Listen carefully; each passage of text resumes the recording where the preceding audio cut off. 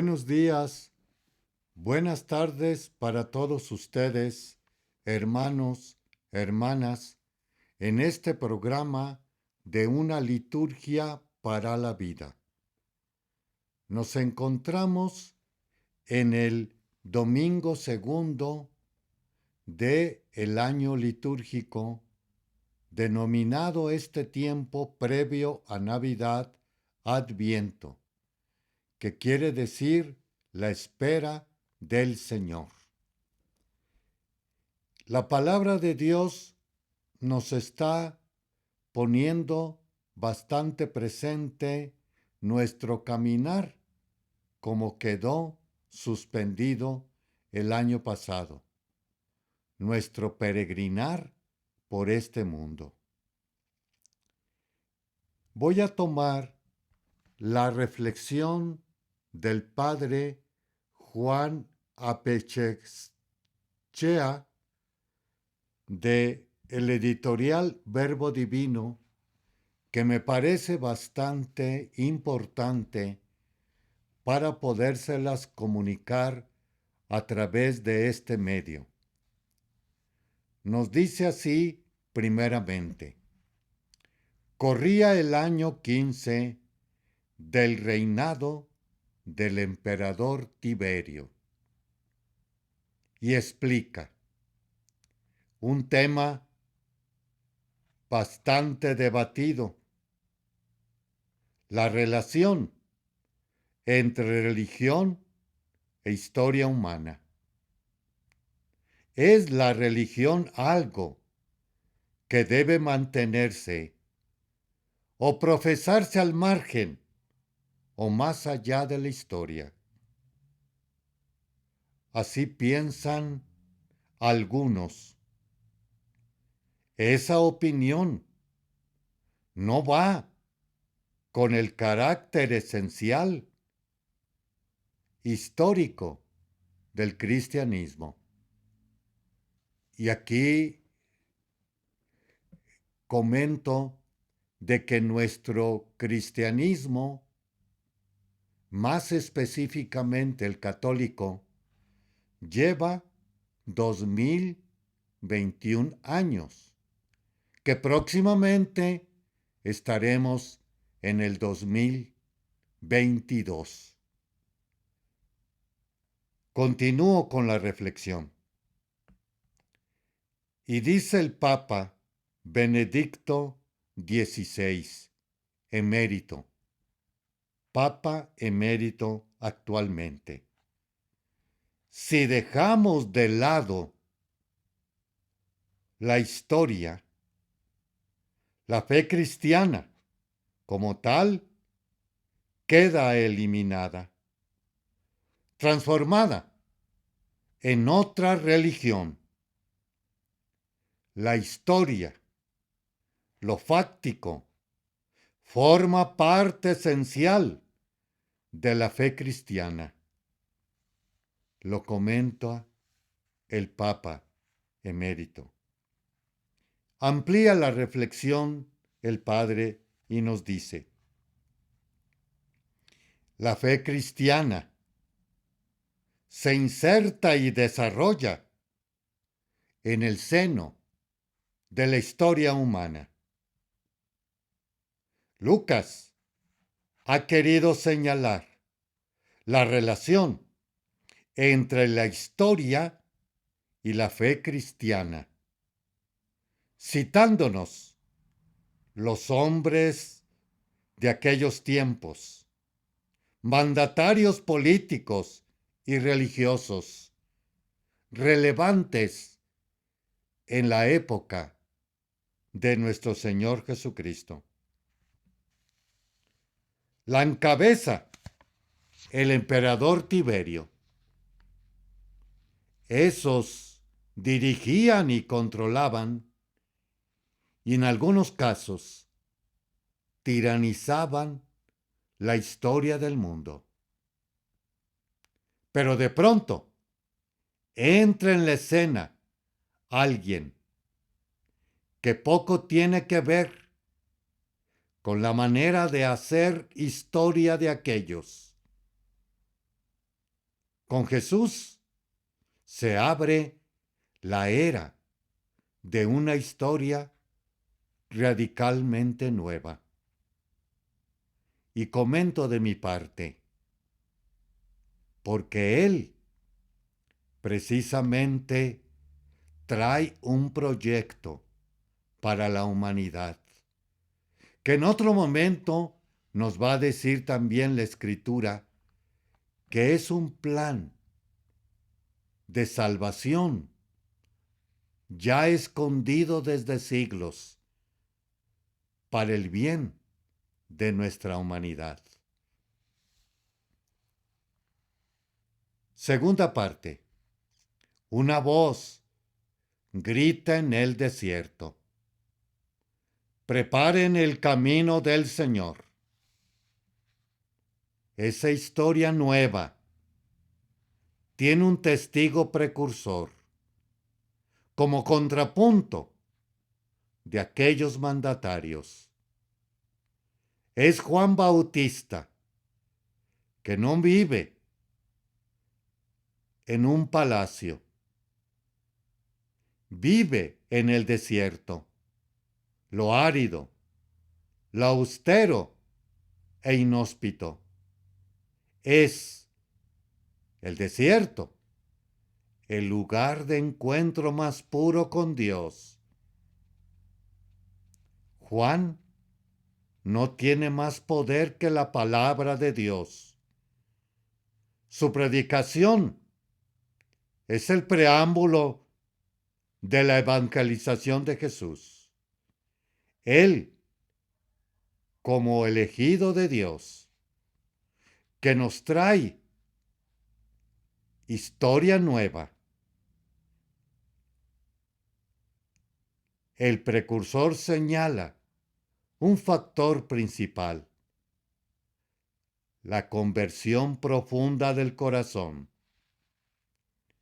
Los fracasos, escándalos de la historia humana tienen como causa casi siempre la falta de bondad, rectitud y solidaridad con el género humano. Sobre todo, esto se tiene de los más poderosos. Hacemos un pequeño espacio y regresamos en unos momentos.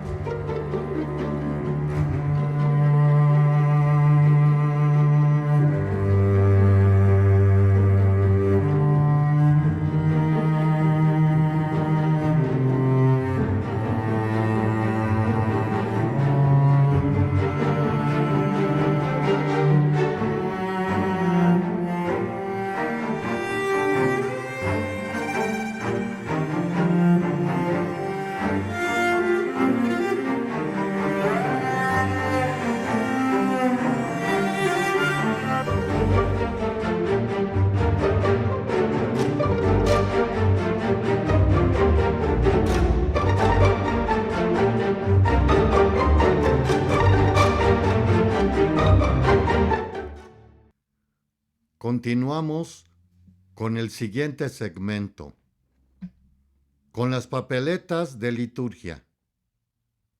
¿Cómo llama San Justino al domingo? Día del Sol.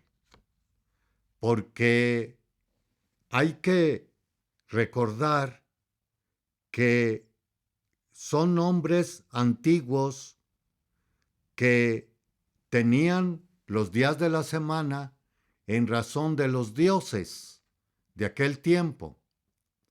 Y el domingo era el más principal, de allí que era el día del sol, como hoy lo podemos ver en el inglés, entre otros, porque precisamente en aquellos momentos reinaba bastante la cuestión pagana y nada tenía que ver con el Dios verdadero. Fueron los cristianos quienes precisamente le dieron ese nombre, ya que en las Escrituras nosotros oímos y vemos por ahí que Jesús resucitó el otro día del sábado. No tenía nombre. Los cristianos después, a ese otro día del sábado, le pusieron el domingo.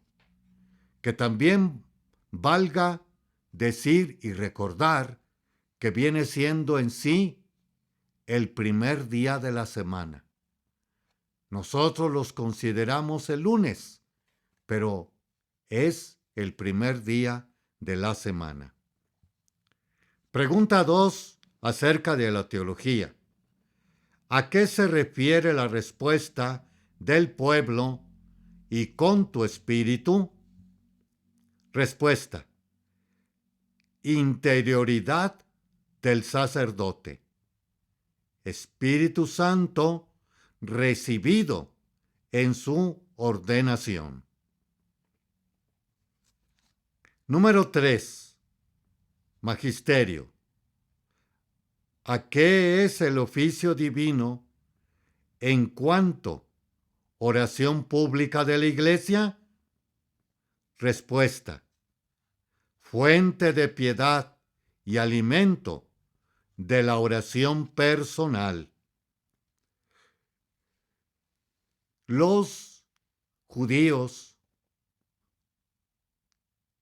y también nosotros en la Biblia tenemos 150 salmos, de los cuales hay de diferentes ideas, peticiones de perdón, de alabanza, de súplica,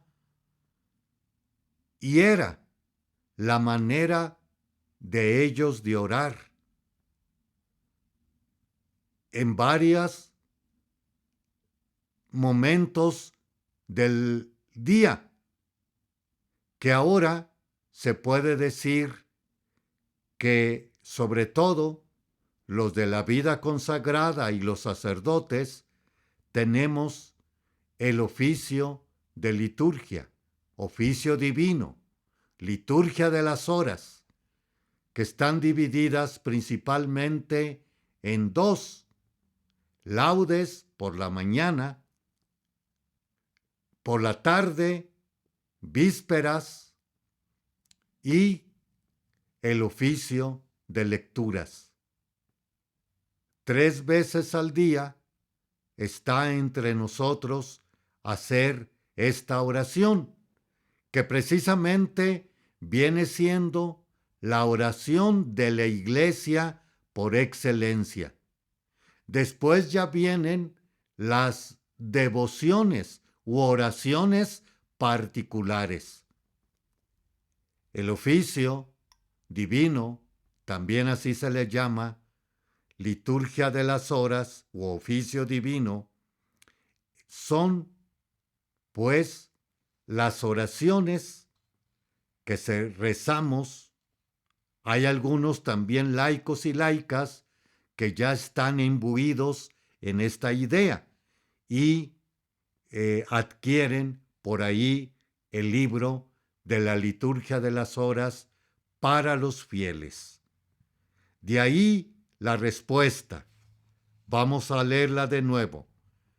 Es fuente de piedad y alimento de la oración personal. 4. Signos. ¿Qué significa la palabra griega símbolo? Respuesta. Sim, junto, uno con otro. Bailein, echar. Los signos y símbolos que encontramos dentro de las liturgias celebrativas, como puede ser el incienso, el agua, el aceite, la vestidura, incluso los lugares y el tiempo. Valga decir ahorita, el tiempo estamos en Navidad y vamos a escuchar en esta celebraciones de Adviento más Navidad, cantos navideños. Celebración. Pregunta. Según la naturaleza misma del signo, como exige que la materia de la celebración eucarística aparezca verdaderamente como alimento? Respuesta: alimento. Aquí tenemos que hacer una pequeña diferencia. A veces, por ahí, tenemos, sobre todo en las iglesias orientales, en razón de esta respuesta, alimento, el pan consagrado tiene más signo que sea un pan grande, esponjoso, con levadura. Y la iglesia occidental o romana tiene por tradición en las escrituras aquello de la Pascua, donde comían la cena de Pascua con pan sin levadura. De allí que en la consagración entre nosotros, cristianos, occidentales, romanos, tenemos la hostia bastante pequeña o no tan gruesa, más bien dicho, delgada, que no tiene levadura, entonces es precisamente delgada, a diferencia de las iglesias orientales, que tienen el pan precisamente más abundante porque tiene precisamente levadura y es lo que da más señal de alimento. Pero en ambos es el Señor que nos alimenta. Vamos a hacer otro espacio y regresamos.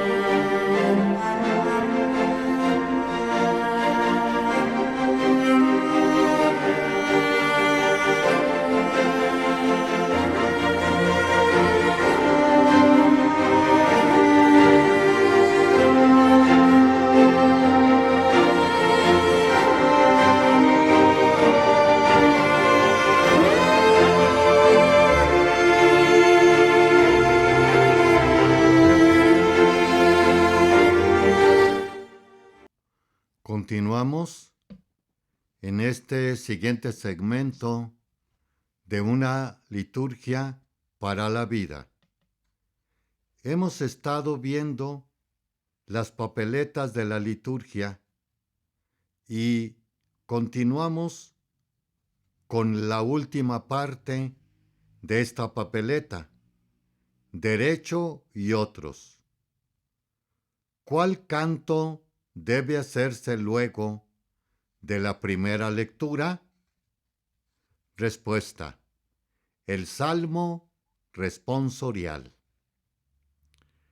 El Salmo responsorial, como decíamos anteriormente, es no solamente un canto, sino, ojo, salmo, que son de la Sagrada Escritura.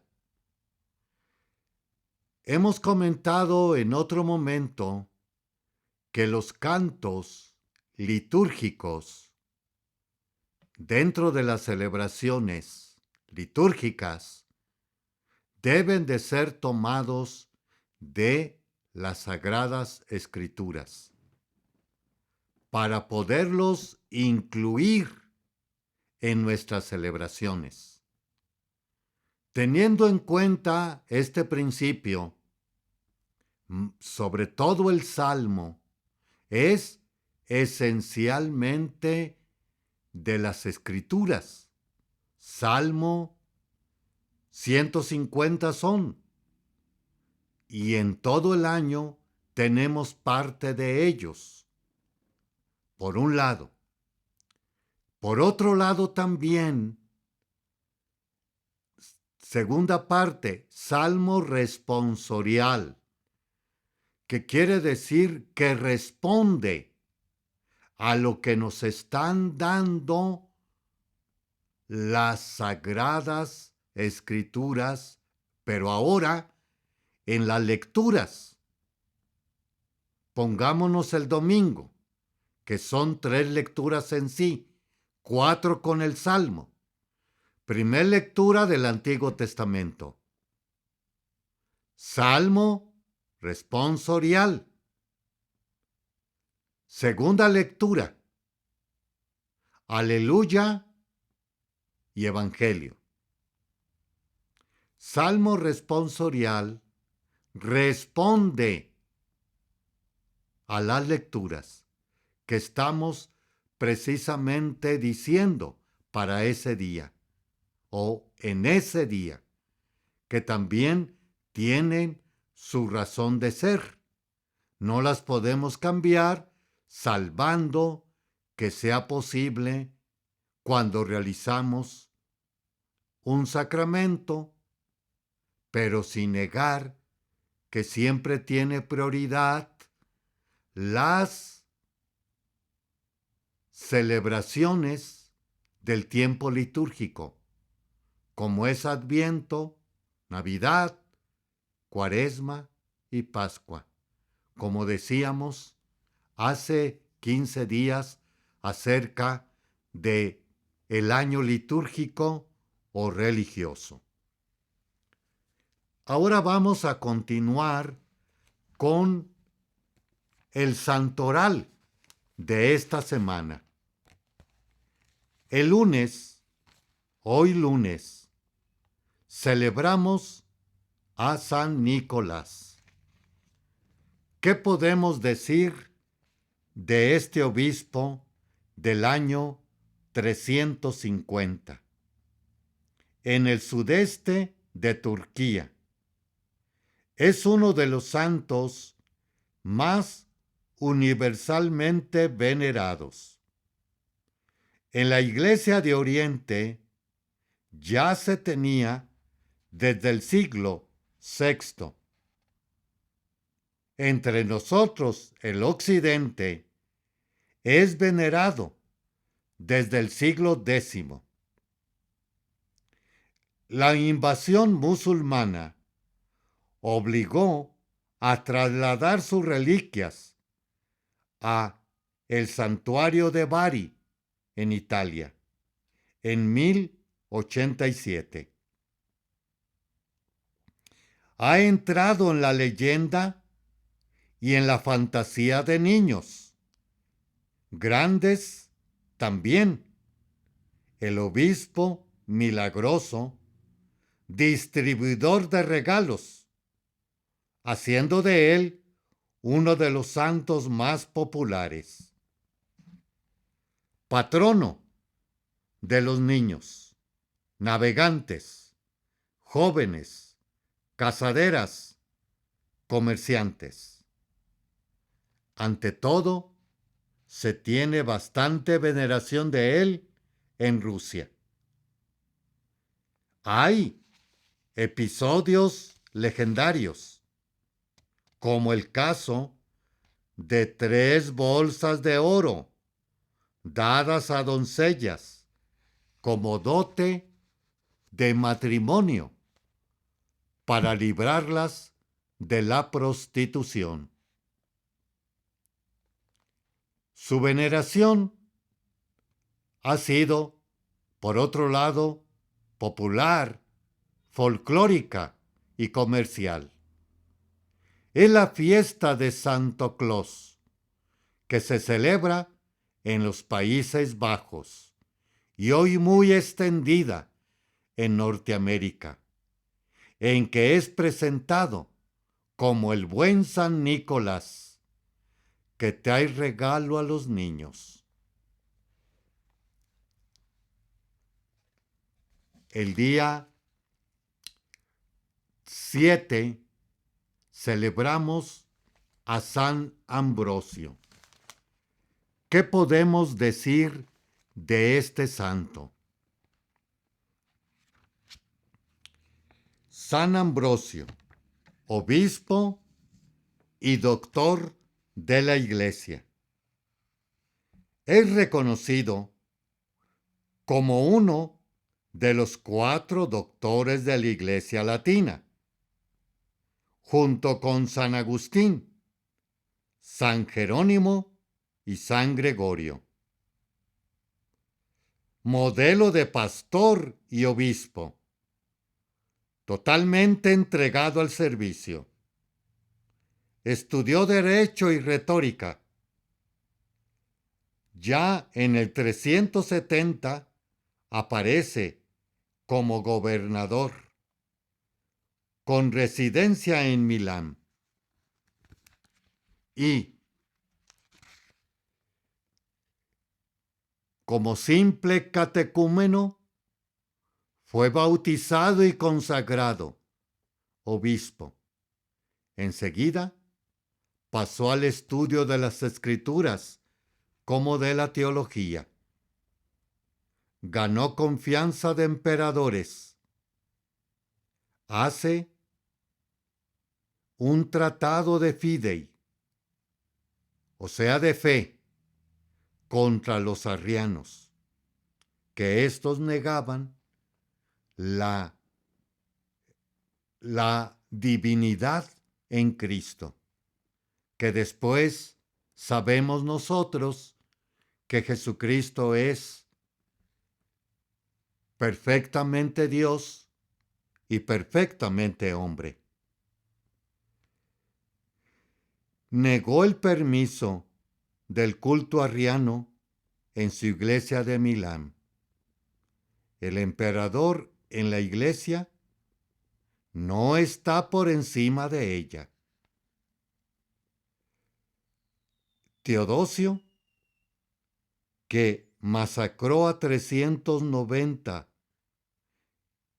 personas, entre hombres y mujeres y niños, llega a la catedral de Teodosio. Al entrar a la iglesia, el obispo se lo impide y poniendo por excusa ante el obispo el ejemplo de David cuando entra al templo con su gente. Ambrosio le reclama: si has imitado a David en el pecado, imítalo también en la penitencia.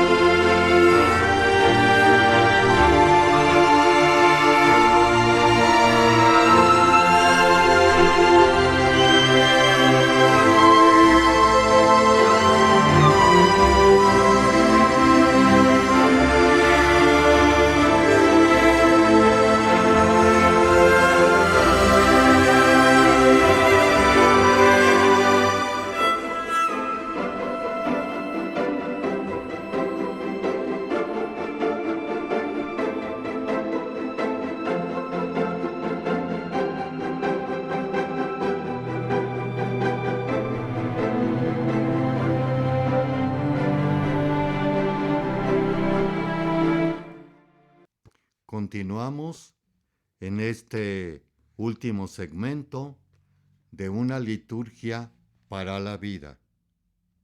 El día 8 de diciembre estamos revisando el calendario del Santoral.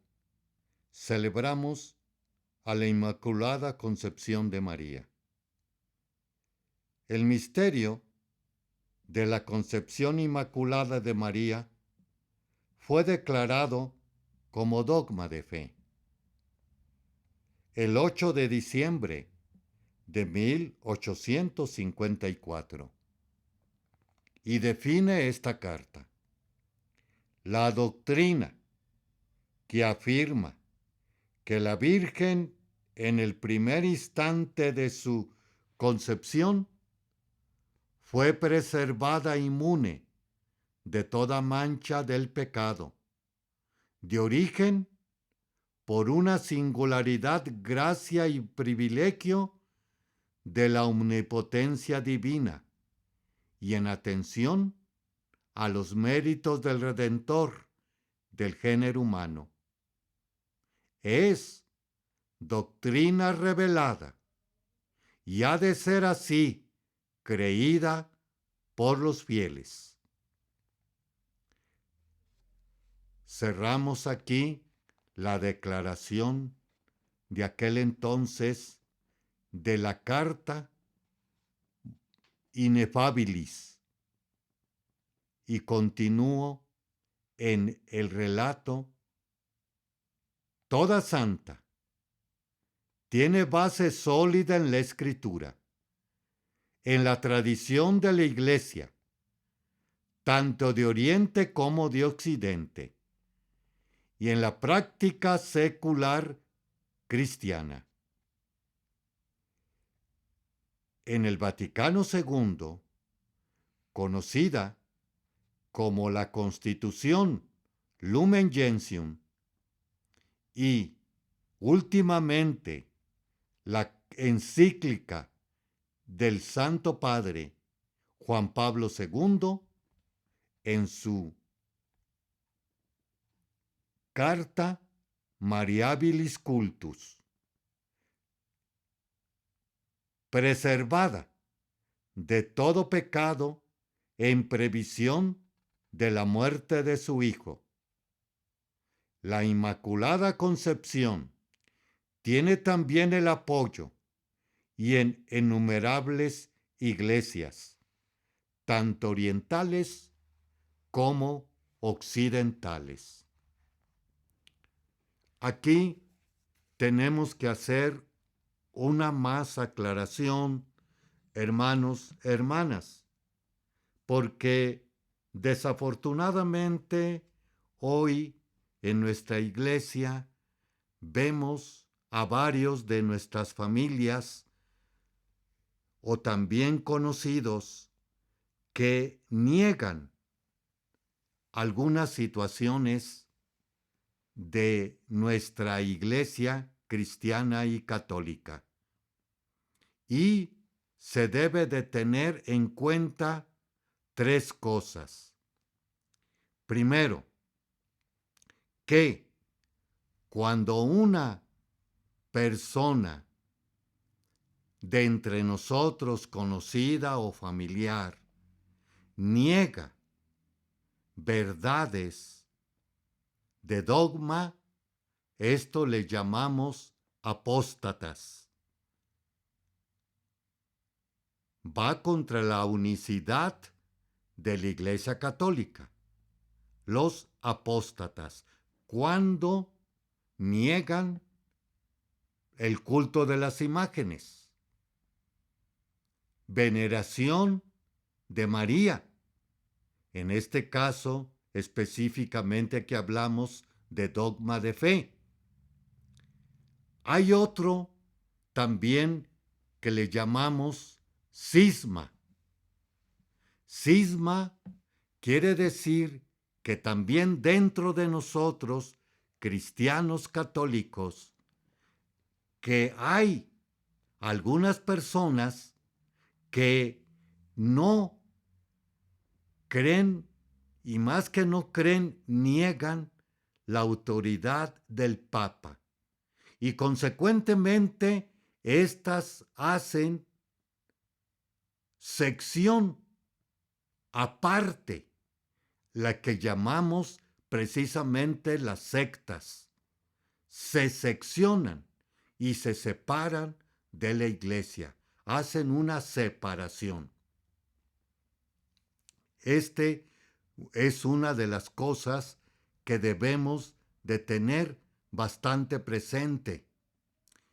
Y cuando fallece alguno de nuestros familiares y tienen estas características, tenemos que dejarlos que mueran en su fe que últimamente profesaron y que no les obliguemos a que se integren en nuestra fe tradicionalmente que tenemos, como son en última hora los auxilios de la iglesia, confesión, unción, mas también poderlos llevar a la iglesia o poderles hacer una Eucaristía o misa de cuerpo presente o de cenizas a estas personas. Son personas, pues, que en su último momento de vida, debemos de respetar, tuvieron precisamente la apostasía como la cuestión cismática, que se separaron de la enseñanza o de la separación de nuestra iglesia. Continuamos con otro santo del día 9 de diciembre. San Juan Diego, muy conocido entre nosotros. ¿Qué podemos decir de este santo? El indio, muy conocido, Juan Diego, de cultura azteca, que se abre dulce y apasionadamente a la fe cristiana. Nacido en Cuautitlán, que significa águila parlante. Por el bautismo recibe el nombre de Juan Diego, casado con María Lucía. A los 57 años fue favorecido repetidas veces con la visita de Nuestra Señora de Guadalupe.